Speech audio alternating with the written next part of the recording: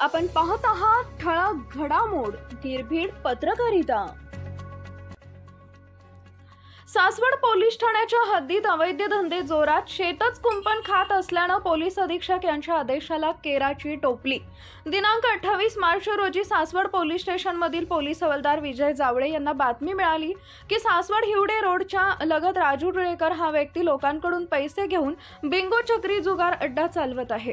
मिळालेल्या माहितीच्या अनुषंगाने पोलीस हवालदार विजय जावळे हे पोलीस व 2 पंचांना घेऊन सदर ठिकाणी छापा टाकण्याकरता गेले। पोलीस हवालदार विजय जावळे व त्यांच्या पथकाने त्या ठिकाणी छापाही टाकला। तिथं जुगार चालू होता। तिथं जुगार चालवणारे लोक ग्राहक लोकांकडून बिंगो चक्री जुगार खेळवत असताना मिळून आले। त्यानंतर कारवाई करत सदरील ठिकाणचे जुगाराचे साहित्य, गोळा झालेले पैसे व सर्व बिंगो चक्रीचा जुगार खेळण्यासाठी असलेला LED टीव्ही असा मुद्देमाल पोलिसांनी जप्त केला।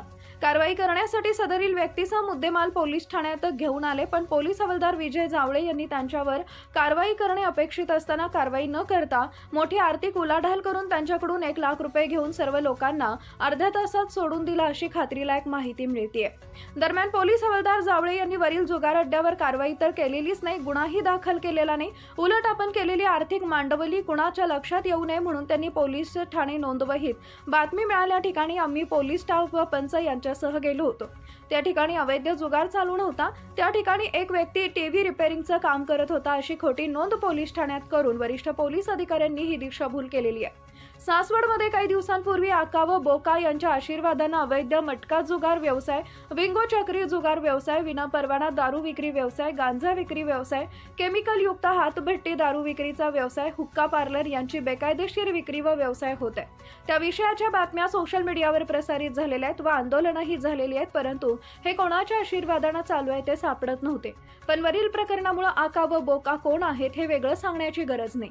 पोलीस हवालदार विजय जावळे व विकास ओमासे यांचा एक खाजगी व्यक्ती सुद्धा दादा धुमाळ गेले कित्येक वर्षापासून पोलीस स्टेशनमध्ये वावरत असतो। बऱ्याच केसेसमध्ये तो पंच म्हणून सुद्धा आहे व कधी कधी मोठ्या हप्ते वसूल करून त्यांना पैसे आणून देत असतो।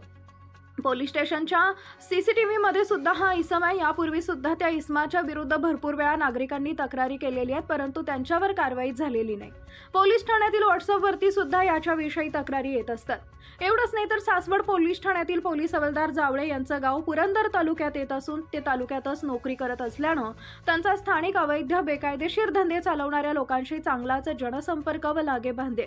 त्यांनी आतापर्यंतच्या नोकरीमध्ये त्यांच्या चुकीच्या वागण्यावरून वरिष्ठांनी त्यांना वेळोवेळी 3 वेळा पोलीस दलातून निलंबित केलेलं आहे। तसेच त्यांना शिक्षा म्हणून डिमोशन करत पोलीस हवालदार पद काढून पोलीस शिपाई पदावरही आणलेलं होतं। तरी त्यांचा असा वरिष्ठ पोलीस अधिकाऱ्यांची दिशाभूल करून अवैध बेकायदेशीर धंदे करणाऱ्या लोकांना पाठीशी घालण्याचा गोरखधंदा चालू आहे।